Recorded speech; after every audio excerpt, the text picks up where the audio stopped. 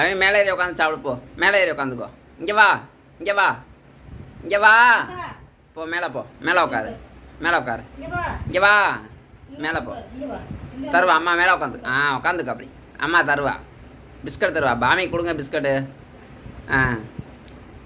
நல்லா இருக்கா? உட்காச்சிக்கோ.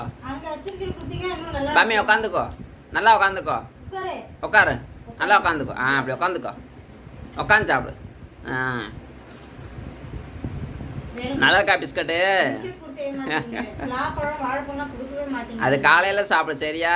இப்போ பிஸ்கட் சாப்பிடு. மெதுவா சாப்பிடு. உனக்கு தான் பிஸ்கட்டு. பாமிக்கு மட்டும்தான். என்ன இப்படி பாவ மாதிரி உட்காந்துருக்க?